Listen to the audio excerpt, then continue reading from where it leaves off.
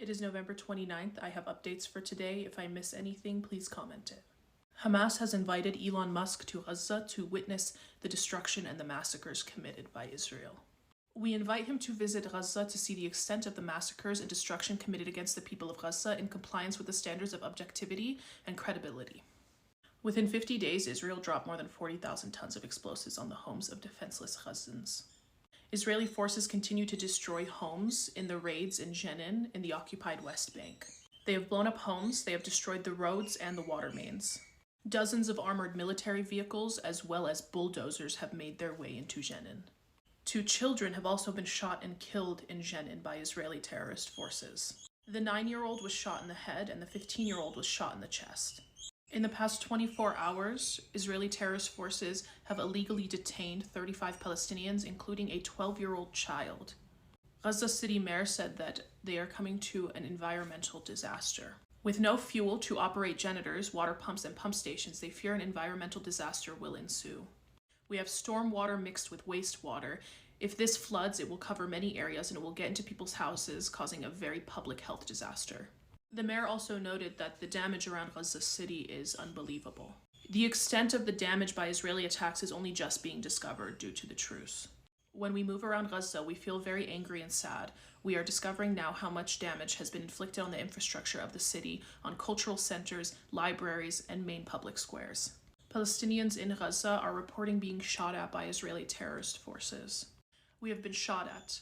At the very least, we need to get our belongings and clothes from our homes so that we can protect ourselves from the cold in the shelter. Earlier today, we reported 2 shooting incidents amid the ongoing truce between Israel and Hamas. Israeli forces opened fire on a Palestinian boat as well as shelling the coast of Khan Yunis in southern Gaza at dawn.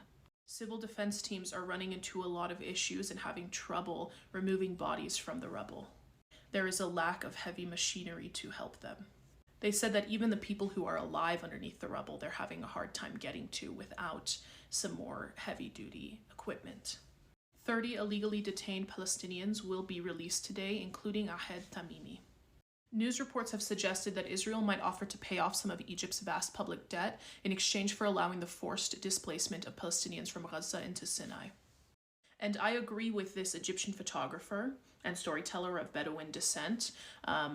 They state that this takes away the right of Palestinians to stay on their land while also promoting that Sinai is an empty desert for Palestinians to go to. It's not an empty desert.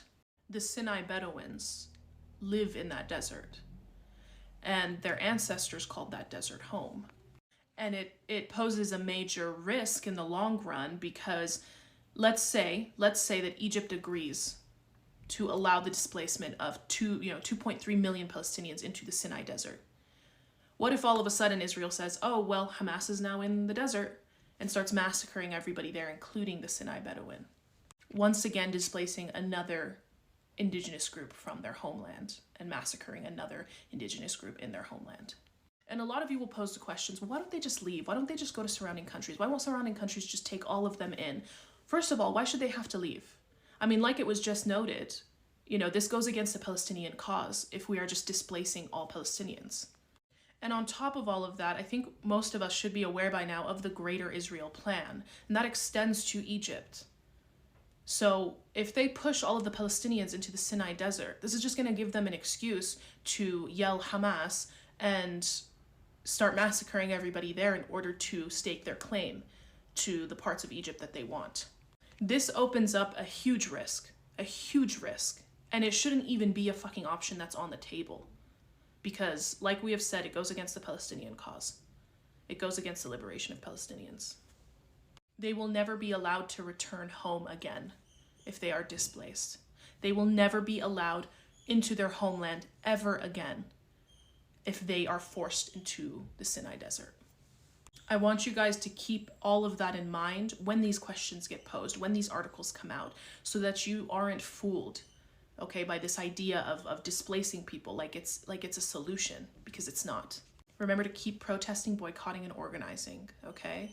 From the river to the sea, Palestine will be free.